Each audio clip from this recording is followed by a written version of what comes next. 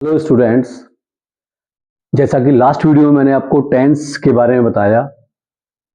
मैंने आपको बताया टेंस कितने प्रकार के होते हैं और प्रेजेंट इंडेफिनिट को मैंने बहुत डिटेल में आपको समझाया। आज उसका बचा हुआ जो भी टेंस के पार्ट्स हैं हम फिनिश करने वाले हैं और बहुत जल्दी फिनिश करेंगे, क्योंकि जो टाइम कंज्यूम होना था वो पहले टेंस में आपने समझ लिया। मैंने हर एक एंगल से आपको टेंस को समझा दिया कि कहीं आपका अटकने वाला कोई काम ना रहे। आगे हम बढ़ते हैं बिना समय गवाए। देखिए, प्रेजेंट इंडेफिनिट के बाद जो हमारा अगला टेंस आता है वो आता है पास्ट इंडेफिनिट। मैं केवल इनको लिखूंगा, आप इनको लिखें जल्दी से। और अब थोड़ा टाइम जो हम कंज्यूम करेंगे केवल पास्ट परफेक्ट पर करेंगे और फ्यूचर परफेक्ट पर, बाकी ये केवल लिखने हैं। इसी क्रम में अगला टेंस है पास्ट इंडेफिनिट। इसकी पहचान लिख लीजिए सब बच्चे तुरंत के तुरंत। क्रिया में था था, थी थी, थे, या और ई, इसकी हेल्पिंग वर्ब मीन सहायक क्रिया जो होती है इसकी वो होती है डिड, और जो उसकी मुख्य क्रिया होती है उसकी सेकंड फॉर्म लगाते हैं। यहां बस एक थोड़ी बात समझने की है, बहुत इंपॉर्टेंट टेंस है पास्ट इंडेफिनिट। स्टोरीज में अधिकतर पैसेजेस वगैरह में पास्ट इंडेफिनिट में ज्यादा आता है। यहां जो नोट करने वाली बात है, सभी बच्चे नोट कर लें। नंबर 1, डिड का प्रयोग होने पर फर्स्ट फॉर्म लगाते हैं। जहां भी टेंस में डिड का प्रयोग होगा वहां फर्स्ट फॉर्म लगाएंगे। और डिड का प्रयोग कहां होगा? जहां आप डू डस का प्रयोग कर रहे थे वहीं आप डिड का प्रयोग करेंगे। आपने प्रेजेंट इंडेफिनिट टेंस में डू डस का प्रयोग किया था नेगेटिव में, तो डिड का प्रयोग भी कहां करेंगे बेटा? नेगेटिव में करेंगे। उसके बाद मैंने आपको बताया था इंटेरोगेटिव में, तो डिड का प्रयोग भी कहां होगा? इंटेरोगेटिव में। फिर मैंने आपको बताया था वाक्य पर जोर डालने के लिए, वाक्य पर जोर डालने के लिए। और एक मैंने आपको बताया था क्वेश्चन टैग में। आपके पहले से लिखा हुआ है, मुझे ज्यादा इसके बारे में बताने की कोई ऐसी आवश्यकता नहीं है, बस आप समझ लीजिए। प्रेजेंट इंडेफिनिट की जो हेल्पिंग वर्ब है वो डू डज होती है, पास्ट इंडेफिनिट की डिड होती है। पास्ट इंडेफिनिट में क्रिया की सेकंड फॉर्म लगाते हैं। जितनी इंग्लिश मैंने जानी समझी है वहां सेकंड फॉर्म का कोई भी उपयोग नहीं होता। कैसा कोई उपयोग नहीं सिवाय पास्ट इंडेफिनिट के, वो भी जब जब डिड ना आ रहा हो। जहां डिड आएगा इस बात को आप ध्यान रखें, वहां हम हमेशा फर्स्ट फॉर्म का ही प्रयोग करेंगे डिड आने पर। और डिड कब आएगा आप समझ सकते हैं? नेगेटिव में नॉट आने पर, इंट्रोगेटिव में वाक्य पर जोर डालने के लिए, और क्वेश्चन टैग के लिए। मैं आपको इसका एक एक एग्जाम्पल बताए देता हूं, जल्दी जल्दी से मैं आपको बता देता हूं, इससे फिनिश हो सके जल्दी।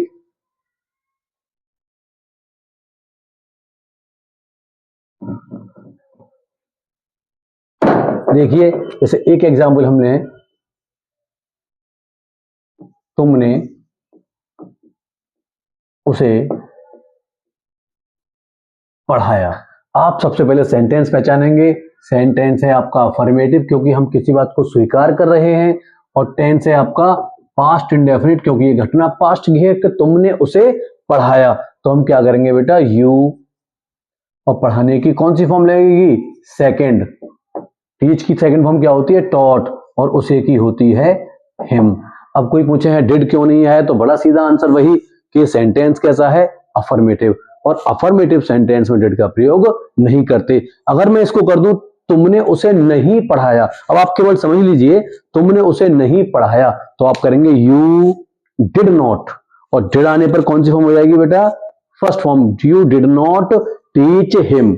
मान लीजिए सेंटेंस में हम कहें क्या तुमने उसे पढ़ाया, सेंटेंस इंटरोगेटिव हो जाएगा। और जब भी सेंटेंस के शुरू में क्या आता है तो सबसे पहले उस टेंस की सहायक क्रिया को शुरू में लगाते हैं। तो क्या शुरू में आने पर क्या करेंगे? आप डिड को सबसे पहले लगा देंगे। बाकी अगर आपको क्वेश्चन टैग बनाना है तो मैंने आपको जिस तरह जहां डूडस लगा के बनवाया यहां डिड लग के बन जाएगा। सेम वही पैटर्न है, आई होप कोई दिक्कत नहीं आएगी, बस उसी पैटर्न को फॉलो करना है। अब आगे देखते हैं, इन पे हम ज्यादा समय बेटा नहीं कंज्यूम करेंगे क्योंकि आगे पास्ट परफेक्ट हमको बहुत ठीक से समझना है। अब आगे देखें अगला टेंस। अगला टेंस है आपका फ्यूचर इंडेफिनिट बेटा। Future indefinite, as the name is future indefinite. ऐसा काम जो फ्यूचर में हो रहा है लेकिन एग्जैक्टली समय उसका भी नहीं पता क्योंकि इंडेफिनिट है, होना लेकिन फ्यूचर में है, उसको बोलते हैं फ्यूचर इंडेफिनिट। अगर सिंपल भाषा में कहें तो उसकी पहचान हम करते हैं बेटा, आप सभी बच्चे जानते होंगे, क्रिया में गा, गी, गे, इसकी जो सहायक क्रिया होती है वो होती है विल, शैल, और इसकी जो मुख्य क्रिया होती है उसकी लगाते हैं हम फर्स्ट फॉर्म। ये सभी बच्चे लिख लें या ध्यान दें।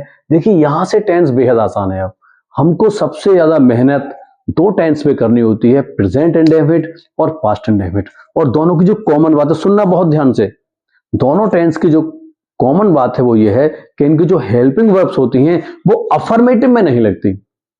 बाकी अब जितने भी आप आगे टेंस करेंगे, इनकी जो भी हेल्पिंग वर्ब होगी वो अफर्मेटिव में भी लगेगी, नेगेटिव में भी लगेगी, सभी प्रकार के टेंसों में लगेगी। तो आई थिंक ये यहां से काफी आसान हो जाते हैं। और देखिए इसमें नोट पॉइंट, फ्यूचर इंडेफिनिट का note point number 1, I we के साथ शैल और बाकी सबके साथ विल लगाते हैं। किसी बच्चे को शायद लिखा हुआ देखने में, राइटिंग में थोड़ी दिक्कत आए तो मैं इसलिए ओरली बोल रहा हूं बेटा, उसे आई बी के साथ शैल लगाते हैं और बाकी सबके साथ विल लगाते हैं, पहला पॉइंट। दूसरा, अवश्य, जरूर आने पर, ये पॉइंट विशेष ध्यान रखें, कॉमा, वादा करने पर। तीसरा, धमकी देने पर, धमकी देने पर। चौथा, डिटर्मिनेशन, इच्छा शक्ति दिखाने पर, इच्छा शक्ति दिखाने पर। ध्यान रखना यहां पे आई वी के साथ बच्चों बिल लगेगा, बिल, और बाकी सबके साथ शैल लगेगा। उल्टा हो जाएगी ये हेल्पिंग वर्ब। ये ध्यान रखना, मैं रिपीट कर देता हूं ओरली जिससे आप सुन पाए। आई और वी के साथ शैल लगता है, बाकी सबके साथ बिल लगता है, लेकिन अवश्य या जरूर आ जाए, या कोई आप वादा कर रहे हैं, मैं एग्जाम्पल दे दूंगा, धमकी दे रहे हैं या अपनी इच्छा शक्ति दिखा रहे हैं, तो आई बी के साथ विल लगाते हैं और बाकी सबके साथ सेल लगाते हैं। आई होप कि समझ में आया। अब हम आगे बढ़ते हैं एग्जाम्पल के साथ। देखिए मैं कहूं, मैं तुम्हें किताब पढ़ाऊंगा, मैं तुम्हें किताब पढ़ाऊंगा। तो आप पहचानिए, सेंटेंस अफर्मेटिव है बेटा और टेंस है फ्यूचर इंडेफिनिट। अब तो यहां से बेहद आसान है क्योंकि फ्यूचर है, यहां तो हेल्पिंग वर्ब सभी में लगेगी। केवल प्रेजेंट इंडेफिनिट और पास्ट इंडेफिनिट दो टेंस ऐसे हैं जहां हेल्पिंग वर्ब अफर्मेटिव सेंटेंस में नहीं लगती। अब देखिए आप, आई, आई और आई के साथ हमेशा लगता है शैल, आई और वी के साथ आई शैल, पढ़ाने की यहां फर्स्ट फॉर्म लगेगी teach you book, I shall teach you book. मैंने आपको पहले ही बताया है, आप पहले बुक लिख सकते हैं और बाद में टू यू करके इस ऑब्जेक्ट को भी जोड़ सकते हैं।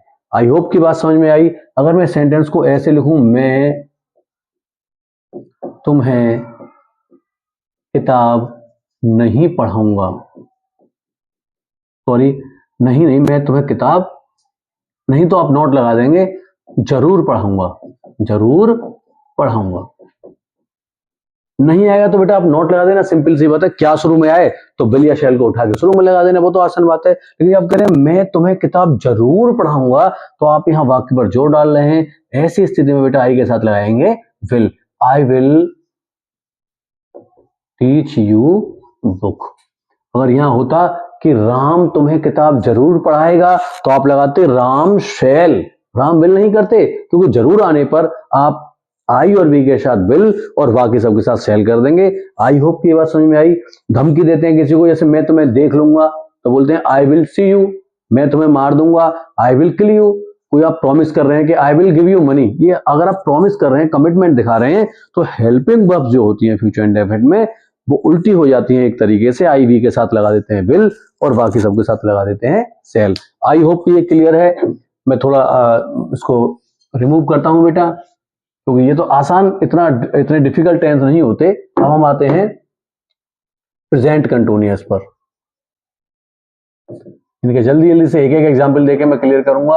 और हाँ, एक परेशानी बच्चों को हो सकती है क्वेश्चन टैग को लेके। तो I have already told you that I will make a detailed video on question tag and you will have no confusion after watching that video. Okay, right now we are focusing on tenses. These are the basics of grammar. These are the roots of grammar. Present continuous, as the name is, present continuous, ऐसा काम जो present में चल रहा है। Normally हम इसकी पहचान करते हैं, रहा है, रही है, रहे हैं, हुआ है और हुई है। मैं बोल रहा हूं इसीलिए, पर रहा है, रही है, रहे हैं, हुआ है, हुई है ना भी हो तो भी टेंस प्रेजेंट कंटिन्यूअस हो सकता है। बस हमको ये देखना होता है कि वो काम प्रेजेंट में जारी है, चल रहा है या नहीं। जैसे मैं ही आपसे कहूं मैं खड़ा हूं, अब मैं खड़ा हूं, इसमें ना तो रहा है, ना रही, ना हुआ, ना हुई, इसके बावजूद भी टेंस कौन सा कहा जाएगा? प्रेजेंट कंटिन्यूअस, क्योंकि काम इस समय प्रेजेंट में चल रहा है, उसको बोलते हैं प्रेजेंट कंटिन्यूअस। इसकी हेल्पिंग वर्ब होती है बच्चों इज, आर, एम, और जो इसकी मुख्य क्रिया होती है बेटा, इसमें फर्स्ट फॉर्म में क्या लगा देते हैं? आईएनजी। जहां भी कंटिन्यूअस आ जाए समझ जाने के वहां फर्स्ट फॉर्म में क्या लगानी है? आईएनजी। इसका केवल एक उदाहरण मैं आपको दूंगा कि राम सड़क पर खड़ा था। राम सड़क पर खड़ा है, सॉरी हम प्रेजेंट का दे रहे हैं बेटा, राम सड़क पर खड़ा है, राम सड़क पर खड़ा है, राम सड़क पर खड़ा हुआ है, बात वही है, दोनों स्थिति में काम प्रेजेंट में चल रहा है, इसलिए प्रेजेंट कंटिन्यूअस से आप करेंगे Ram is standing on road. I hope की बात क्लियर है बेटा। नोट आया तो इसके बाद नोट लगा देंगे, क्या शुरू में आने पर इज को शुरू में लगा देंगे, बाकी इसमें कोई दिक्कत वाली बात है नहीं। उसके बाद देखें आप अगला टेंस पास्ट कंटिन्यूअस। कौन सा आएगा बच्चों? पास्ट कंटिन्यूअस में रहा है की जगह रहा था, रही थी, रहे थे, हुआ था और हुई थी। तो उसकी सहायक क्रिया है इज, आर, एम, उसकी जगह बच्चों क्या कर देंगे? वॉज, वर। बाकी सेम रहेगा। एग्जाम्पल आप चाहें तो इसको ठीक कर सकते हैं, जैसे राम सड़क पर खड़ा था तो आप कर सकते हैं राम, सॉरी जैसे एग्जाम्पल है राम सड़क पर खड़ा है तो आप कर सकते हैं राम सड़क पर खड़ा था। तो इसकी जगह क्या कर दोगे बच्चों? वाज कर दोगे। ये तो बहुत आसान चीज है, नोट आने पर नोट लगा देना, क्या शुरू में आने पर वाज शुरू में लग जाएगा। आई होप कि ये भी काफी आसान है। उसके बाद अगला टेंस कौन सा आएगा बेटा? Future continuous. कौन सा आएगा बच्चों? Future continuous. अब फ्यूचर कंटिन्यूअस की पहचान क्या होगी आप जानते हैं, जहां हमने था लिखा है वहां उसको हम रिमूव कर देंगे बेटा। जैसे हमने रहा होगा, फिर करेंगे बेटा रही होगी और रहे होंगे। ठीक है, जो सहायक क्रिया आपकी वाज, वर है उसे क्या कर देंगे बच्चों? उसे कर देंगे बेटा विल, बी और शैल बी, विल बी और शैल बी। और फर्स्ट फॉर्म में आईएनजी लगाना है। हमने कहा राम सड़क पर खड़ा था तो इसको हम कर देंगे राम सड़क पर खड़ा होगा, ऐसे कर देंगे बेटा। ठीक है, तो क्या करेंगे? राम विल बी, क्या करेंगे बच्चों? Ram will be standing on road. I hope की बात समझ में आई। एक बात जो यहां से सीखनी है हमको कि बेटा अब तक जो हेल्पिंग वर्ब आ रही थी वो सिंगल वर्ड में आ रही थी। Now we have a helping verb with two word, will and be. ऐसी स्थिति में अगर हेल्पिंग वर्ब एक वर्ड से ज्यादा की है तो आप ध्यान रखें हमें पहले वर्ड पर फोकस करना है। नॉट भी इसके बाद आएगा, विल नॉट बी। और अगर क्या शुरू में आता है तो केवल विल शुरू में आएगा, बी जहां है वहीं रहेगा। मान लीजिए अगर राम सड़क पर नहीं खड़ा होगा तो आप करेंगे Ram will not be standing on the road. अभी सेंटेंस आ जाए क्या राम सड़क पर नहीं खड़ा होगा तो क्या आने पर क्या करेंगे बेटा? विल, केवल विल शुरू में आएगा, will Ram not be standing on the road. I hope कि क्लियर है। अब आते हैं थोड़ा आगे। यहां से थोड़ा ध्यान देना, 2-3 टेंस पे काफी अच्छे टेंस हैं, बहुत उपयोगी भी हैं। अगला टेंस है प्रेजेंट परफेक्ट। थोड़ा मैं इसको आराम से आपको समझाऊंगा। प्रेजेंट परफेक्ट, प्रेजेंट परफेक्ट जैसा कि नाम है बेटा, प्रेजेंट परफेक्ट, ऐसा काम जो शुरू तो भले ही पास्ट में हुआ हो लेकिन खत्म प्रेजेंट में हुआ है, उसको बोलते हैं प्रेजेंट परफेक्ट। और भी इसकी कई पहचान है, लेकिन आप बहुत सीधा तरीका मैं आपको बताया कि ऐसा काम जो शुरू पास्ट से हुआ लेकिन खत्म प्रेजेंट में होगा, उसे बोलते हैं प्रेजेंट परफेक्ट। इसकी पहचान आप सभी बच्चे जानते होंगे। चुका है, चुकी है, लिया है, दिया है, इस तरह से काम को पूरा होना दर्शाता है बेटा। इसकी सहायक क्रिया, अगर बच्चों को किसी को लिखने में दिक्कत है तो आप इसको जूम करके बेटा देख सकते हैं, साफ अब दिखाई देगा। सहायक क्रिया इसकी होती है बेटा हैज और हैव। और मेन वर्ब यानी मुख्य क्रिया की इसमें लगाते हैं बच्चों थर्ड फॉर्म। ये विशेष ध्यान रखना है, यहां से थर्ड फॉर्म आएगी परफेक्ट में। 4 शब्द जो मोस्टली परफेक्ट टेंस के साथ ही चलते हैं, वो शब्द आप ध्यान रखें, मैं साइड से लिख देता हूं। एक शब्द है बेटा ऑलरेडी, ALREADY, जिसकी हिंदी होती है पहले ही। एक शब्द होता है बच्चों जस्ट नाउ, कहीं कहीं जस्ट भी लिख देते हैं, इसका मतलब है अभी अभी, अभी अभी। एक वर्ड बेटा इसी एक क्रम में होता है यट, इसका मतलब होता है अभी तक, अभी तक। और एक वर्ड इसमें लिखा जाएगा बेटा सो फार, इसका मतलब होता है अब तक, अब तक। देखिए मैं आपको लगातार टेंस की पहचान, सहायक क्रिया और मुख्य क्रिया बता रहा हूं, आप बिल्कुल प्रेजेंट इंडेफिनिट की तरह उसको फॉलो कर सकते हैं। क्वेश्चन टैग ऐसे बना सकते हैं, फिर भी दिक्कत आएगी तो आप मुझे बता सकते हैं, मैं आपको उसको शॉर्ट आउट करूंगा। अब ये 4 वर्ड जो है ना, ये प्रेजेंट परफेक्ट और जो परफेक्ट टेंस है उन्हीं के लिए बने हुए हैं। देखिए जैसे सेंटेंस है मैं पहले ही गाना गा चुका हूं, मैं पहले ही गाना गा चुका हूं। सेंटेंस अफर्मेटिव है, टेंस प्रेजेंट परफेक्ट है, तो आपने कहा आई, हेल्पिंग वर्ब लगाई बेटा आई, क्योंकि प्रेजेंट में और फ्यूचर में बहुवचन होता है, तो आई के साथ क्या लगेगा हैव, आई हैव। और ये शब्द है पहले ही, एक एडवर्ब है, इसको तुरंत हेल्पिंग वर्ब के बाद लिख देंगे ऑलरेडी। सबसे अच्छी पोजीशन इसकी यही है, आई हैव ऑलरेडी, और थर्ड फॉर्म लगाएंगे बेटा गाने की, संग द सॉन्ग, संग द सॉन्ग। आई होप कि क्लियर है। उसके बाद जस्ट नाउ को एग्जांपल मान लीजिए, हम कहें ट्रेन अभी अभी स्टेशन पर आई है, ट्रेन अभी अभी स्टेशन पर आई है, तो आप कर सकते हैं ट्रेन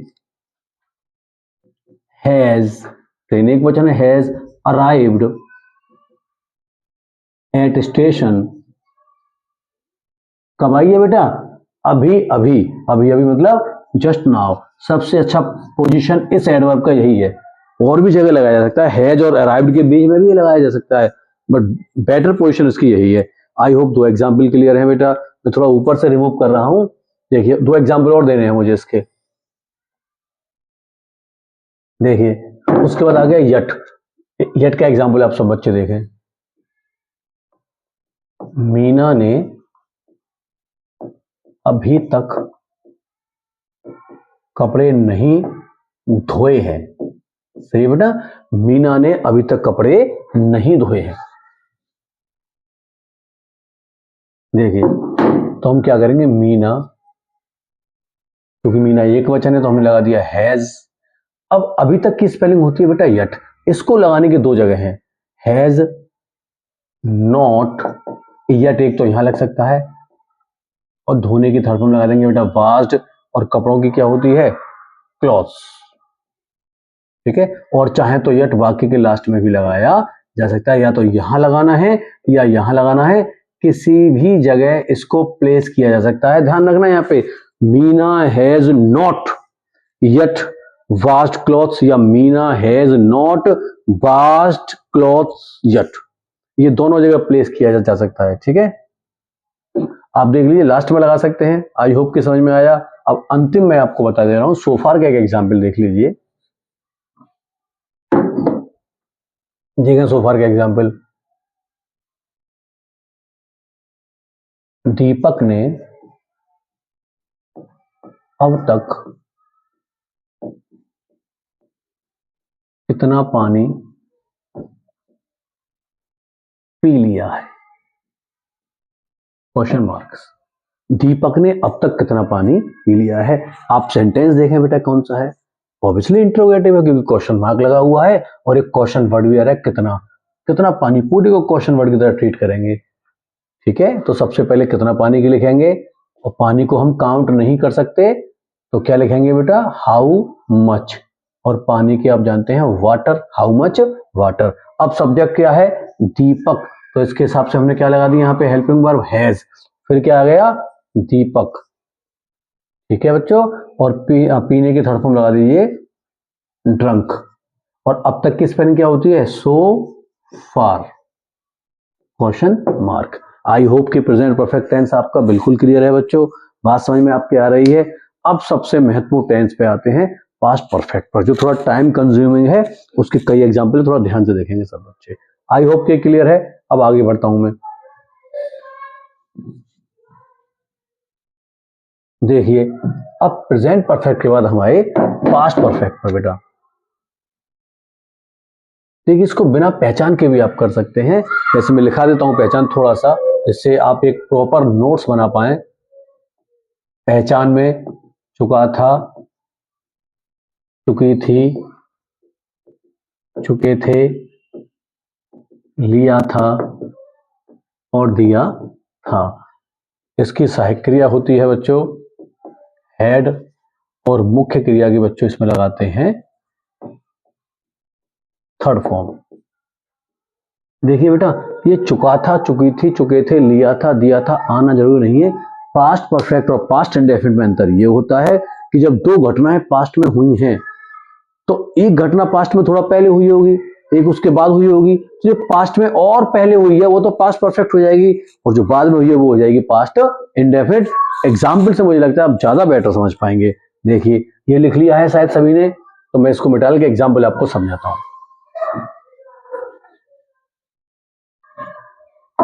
देखिए इसको थोड़ा बच्चे धैर्य से पेशेंसली सुन लें, ये चीज आपके समझने लायक है। मान लीजिए मैं एक एग्जाम्पल देता हूं,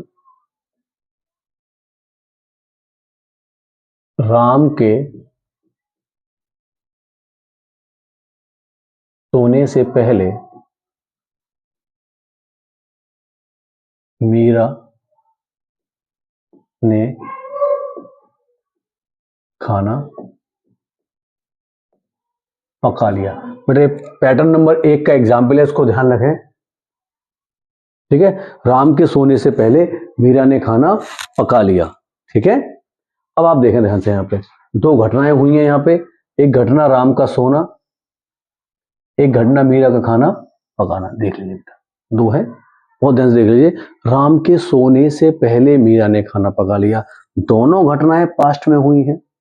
अब आपको देखना यह है कि दोनों में से कौन सी घटना पहले हुई है। आप खुद पढ़ लेंगे, राम के सोने से पहले मीरा ने खाना पका लिया, तो ये घटना पहले हुई है, तो ये बनेगा बेटा किसमें, पास्ट परफेक्ट में। कहाँ बनेगा, पास्ट परफेक्ट में। और ये किसमें बनेगा बेटा, पास्ट इंडेफिनिट में। आई होप की बात समझ में आई। और पहले जो है वो है एक कंजक्शन जो दोनों क्लॉज को जोड़ रहा है। आपने देखा यहाँ चुका था, चुकी थी तो नहीं आया, वो इतना बड़ा इशू है ही नहीं बेटा। इसमें पास्ट परफेक्ट का बड़ा सीधा मतलब है, दो काम जो पास्ट में हुए हैं उनमें जो पहले हुआ है वो पास्ट परफेक्ट है, और जो उसके बाद हुआ है वो पास्ट इंडेफिनिट है। जैसा कि इससे बड़ा क्लियर हो रहा है। अब स्ट्रक्चर जान पा रहे हैं, मैंने स्ट्रक्चर पूरा बना दिया है। इसको बनाने के दो तरीके हैं। देखिए आप जो एक किताब में दे रखा है, किताबी तरीका है, वो बड़ा सीधा तरीका है कि आप इस वाले क्लॉज को यहां बनाएं, इस वाली क्लॉज को यहां बनाएं और बीच में कंजक्शन लगाएं।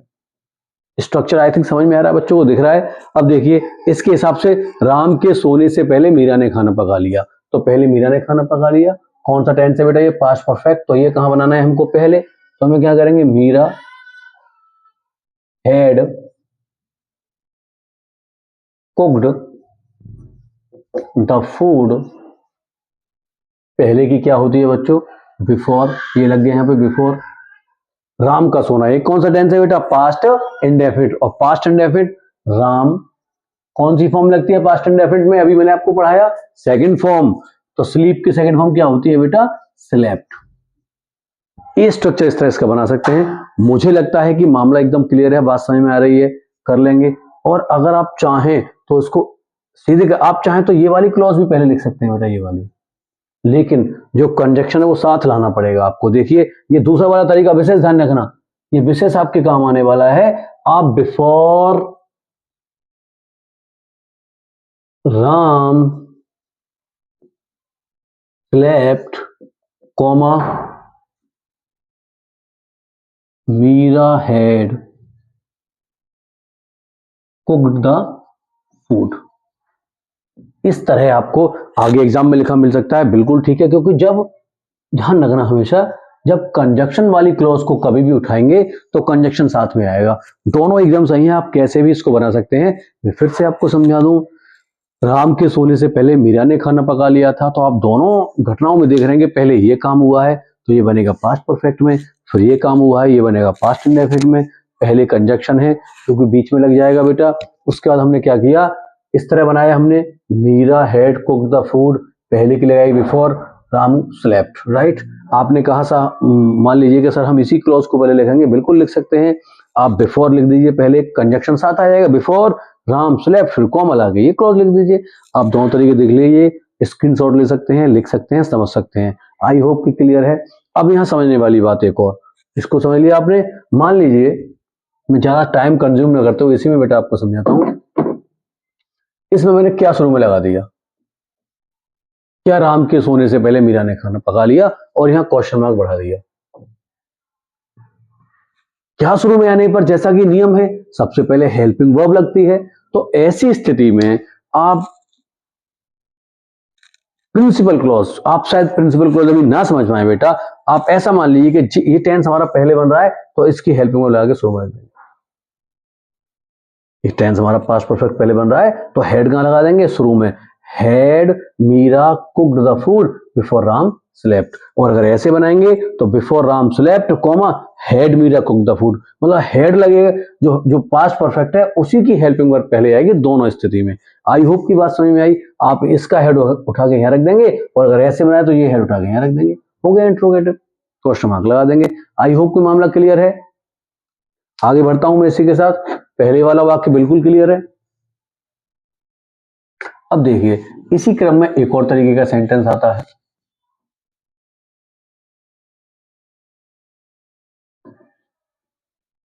देखिए इसमें ही आता है एक सेंटेंस पश्चात या बाद वाला। जैसे मान लीजिए पुलिस के आने के बाद चोर नहीं भागे।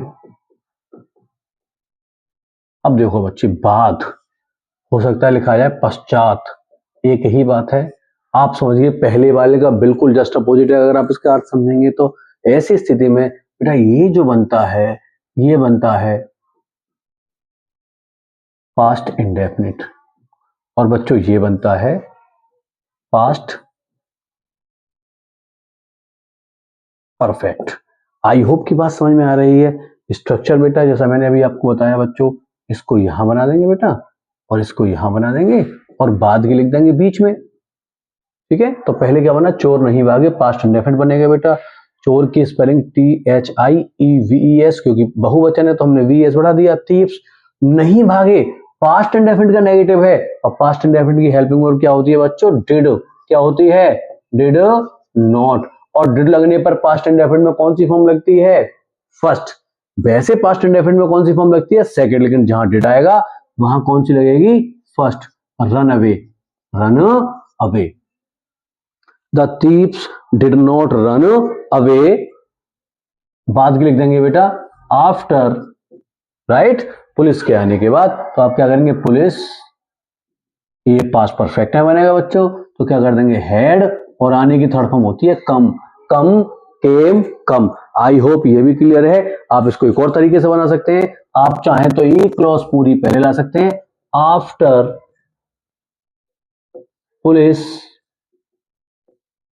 Had come, comma thieves, THIEVES। अगर मैं राइटिंग में फिर से कह रहा हूं, समझने में दिक्कत हो तो मैं बोलता हूं साथ साथ, THIEVES, thieves did not run away. I hope कि क्लियर है। दोनों तरीके से आप लिख लें, स्क्रीनशॉट ले लें। इसके साथ साथ मान लीजिए इसमें अगर क्या शुरू में आता है, वही स्ट्रक्चर बेटा, पहले आप पास्ट इंडेफिनिट बना रहे हैं तो डिड को उठा के शुरू में रख देना, हो गया। और अगर इस तरीके से बनाएंगे तो ये क्लॉज पहले ऐसे ही रहेगी, यहां से डिड उठा के शुरू में रख देना। इस तरीके से आप कर लेंगे। फिर भी दिक्कत हो तो आप मुझसे पूछ सकते हैं मैसेज के थ्रू या कैसे भी कमेंट के थ्रू। आई होप कि कोई दिक्कत वाली बात नहीं है, ये क्लियर है। अब देखिए इसमें एक तरीके से सेंटेंस और आता है, इसका विशेष ध्यान रखना, आपके काम आएगा हमेशा के लिए। स्पॉटिंग द एरर्स में काम आएगा, अच्छे एग्जाम में, 12th बोर्ड में सिंटैक्स में काम आएगा, हायर एग्जाम में भी काफी एरर्स में काम आता है। तो इसको नोट करके लिखना सब बच्चे।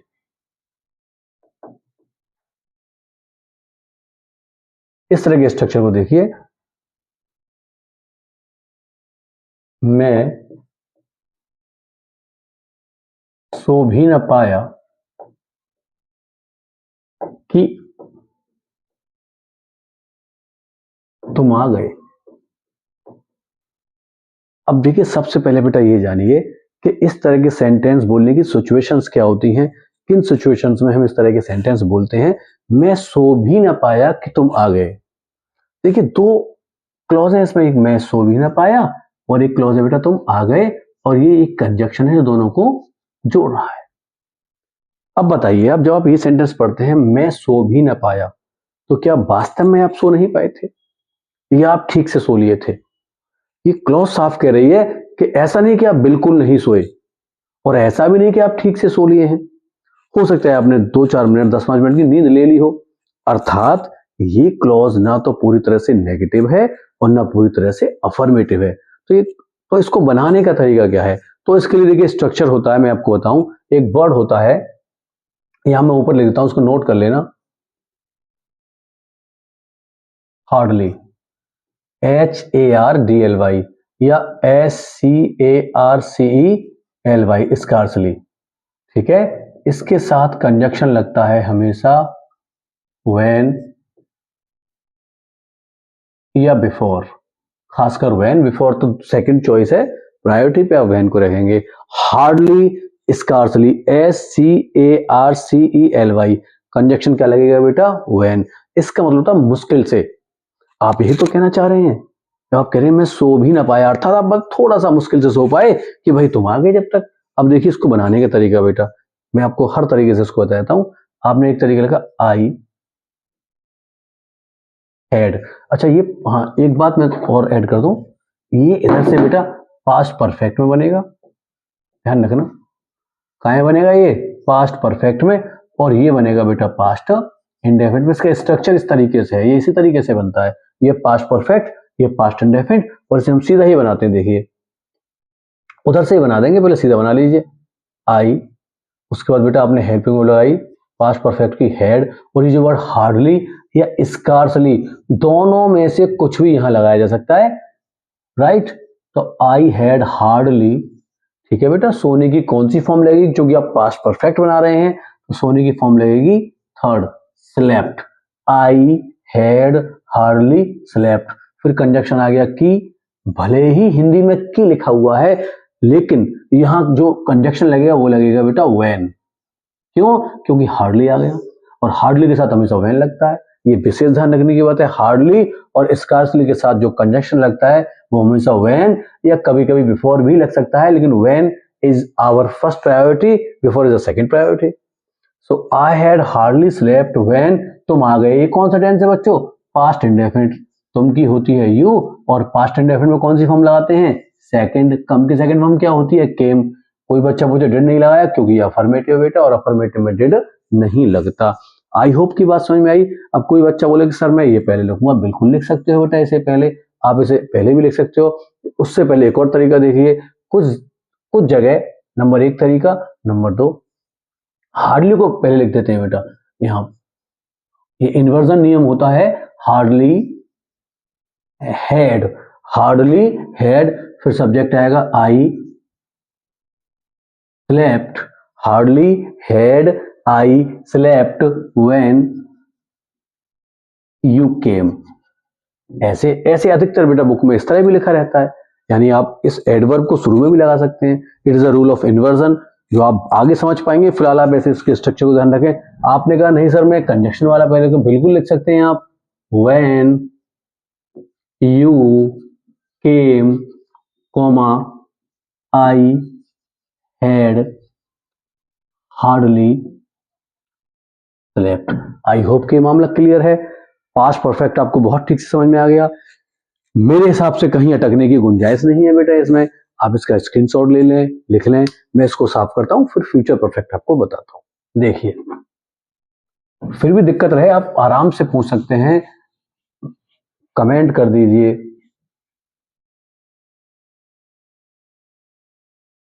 अब पास्ट परफेक्ट के बाद आपका अगला टेंस आया फ्यूचर परफेक्ट। जैसा कि बेटा इसका नाम है,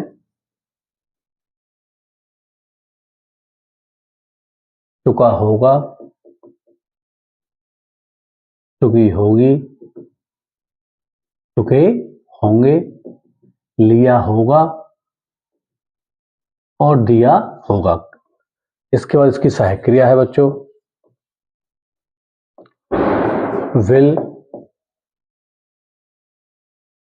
विल हैव और शैल हैव। ऐसी बेटा इसकी मुख्य क्रिया है। कौन सी फॉर्म लगाते हैं मुख्य क्रिया की? थर्ड फॉर्म लगाते हैं। आई होप की बात समझ में आ गई है। एग्जाम्पल देख लीजिए इसको, 2 एग्जाम्पल, मामला क्लियर हो जाएगा। जो एग्जाम्पल देखिए, इसे लिखिए, शाम तक सभी लड़कियां घर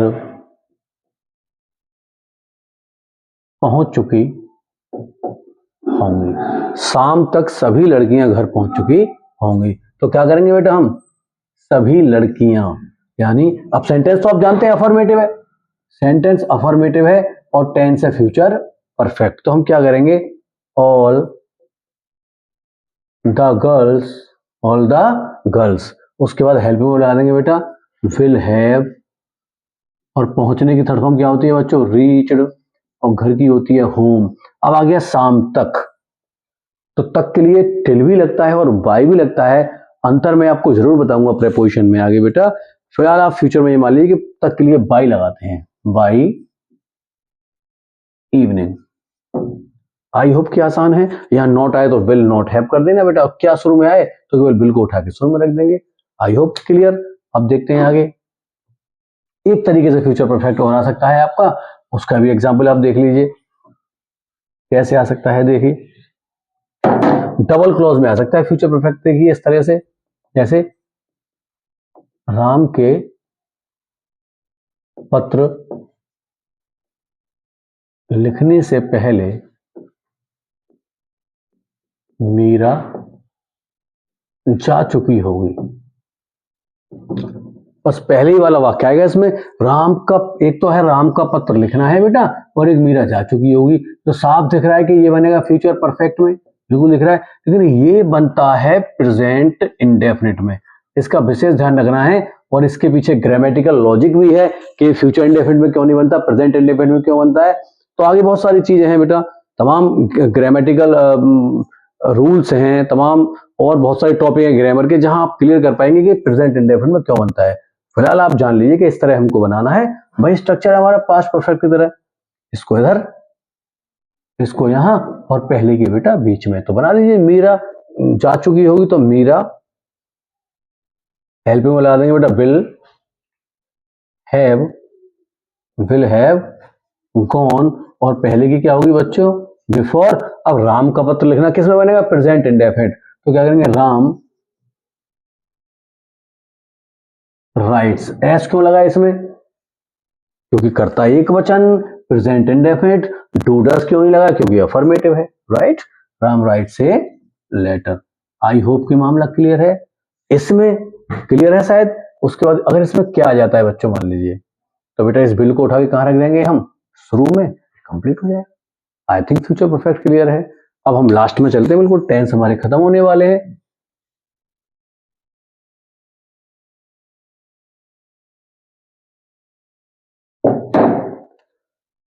अब टेंस है हमारा अगला, प्रेजेंट परफेक्ट कंटिन्यूअस। इसका नाम है प्रेजेंट, जैसा कि नाम समझ जाए, नाम से आप देखें, प्रेजेंट परफेक्ट कंटिन्यूअस। ऐसा काम जो प्रेजेंट में हो भी चुका है और हो भी रहा है, उसे बोलते हैं प्रेजेंट परफेक्ट कंटिन्यूअस। इसकी पहचान होती है रहा है, रही है, रहे हैं प्लस समय। इसमें समय जोड़ना बेटा बहुत जरूरी है, मैं अभी एक और क्लियर कर दूंगा।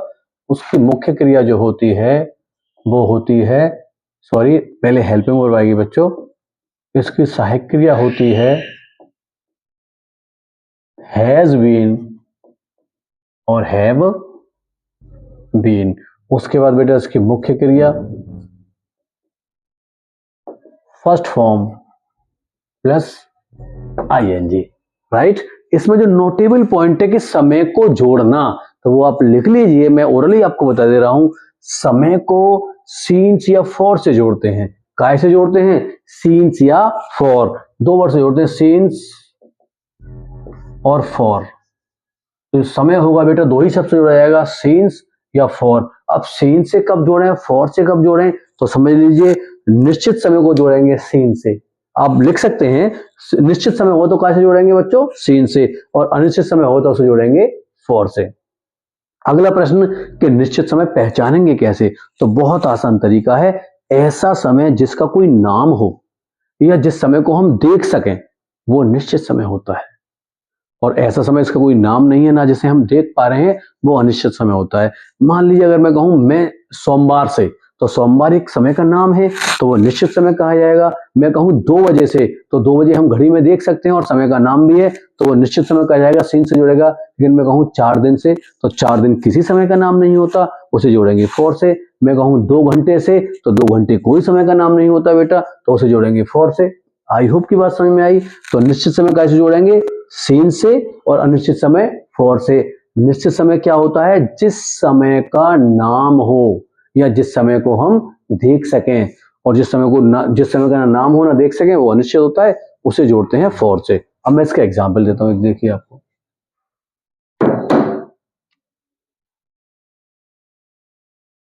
मोनू 4 बजे से सो रहा है।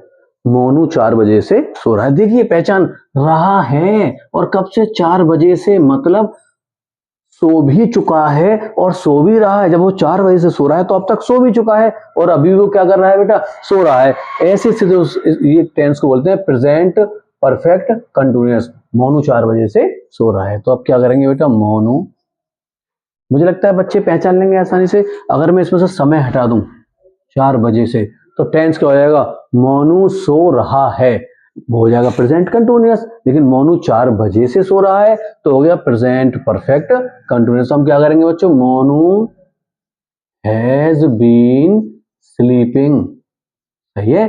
अब समय क्या है, 4 बजे से, क्योंकि इस समय को हम घड़ी में देख सकते हैं, तो ये समय हो गया निश्चित, और निश्चित समय को जोड़ते हैं हम सीन से। कैसे, सीन्स 4 o'clock। आई होप की बात समझ में आ गई। इसमें नोट आएगा बच्चों, तो हैज नॉट बीन कर देंगे। क्या शुरू में आएगा, तो हैज, केवल हैज शुरू में लगा देंगे। ठीक, मुझे लगता है क्लियर है। उसके बाद हम अगले टेंस पर आते हैं। अब बहुत 2-4 मिनट के टेंस है, ये खत्म हो गए आपके टेंस।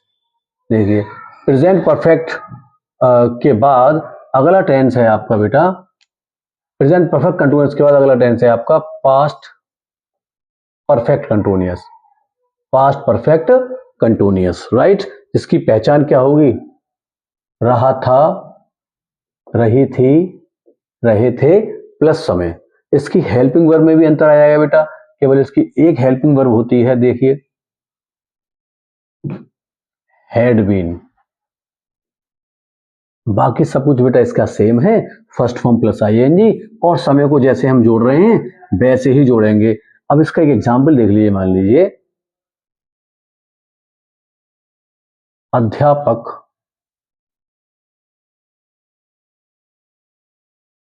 4 घंटे से मुझे पढ़ा रहे हैं। अब देखिए बेटा, अध्यापक 4 घंटे से मुझे पढ़ा रहे थे, सॉरी, अध्यापक 4 घंटे से मुझे पढ़ा रहे थे।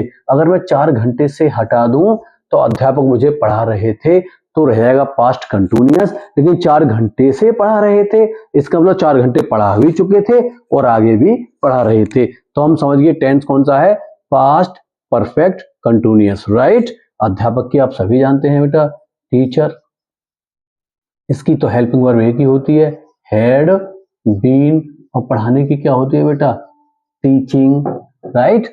कब से पढ़ा रहे थे, 4 घंटे से। अब वही जोड़ेंगे सीन से या फॉर से।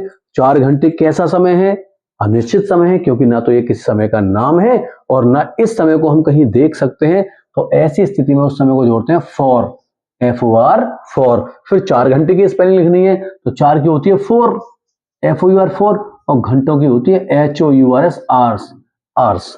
तो the teacher had been teaching me रह गया बेटा, इसमें लिख लेंगे object, the teacher had been teaching me for 4 hours. I hope की बात क्लियर है। नोट आने पर नोट को बीच में लगा देंगे बेटा, और क्या शुरू में आने पर हेड को शुरू में लगा देंगे। अब बस टेंस का लास्ट है आपका, बिल्कुल टेंस आपके खत्म। देखिए आपका अंतिम टेंस आज का फ्यूचर परफेक्ट कंटिन्यूअस, राइट। इसकी पहचान क्या होती है बेटा, रहा होगा, रही होगी, रहे होंगे प्लस समय, सही है बच्चों। इसकी helping verb will have been और shall have been, first form plus ING बेटा। एक छोटा सा एग्जांपल इसका देख लीजिए, क्या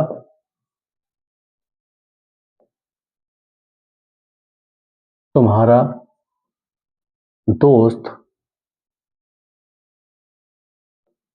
मेरे घर में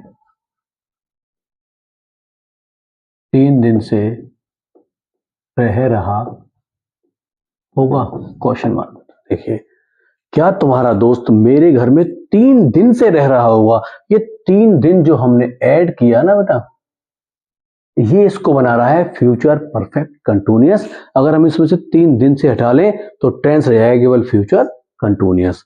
अब आप सेंटेंस देखें, सेंटेंस कौन सा है, तो ऑब्वियसली इंट्रोगेटिव है, क्या शुरू में आ रहा है, और क्या शुरू में आने पर सबसे पहले क्या लगाई जाती है, हेल्पिंग वर्ब। क्योंकि हेल्पिंग वर्ब में एक से अधिक शब्द है, 3 शब्द है, 1 2 3, मतलब केवल पहले शब्द से है बेटा, केवल विल शुरू में आएगा, उसके बाद सब्जेक्ट आएगा तुम्हारा दोस्त, विल योर फ्रेंड, उसके बाद बची हुई हेल्पिंग वर्ब आएगी बेटा हैव बीन, और रहने की क्या होती है, लिविंग।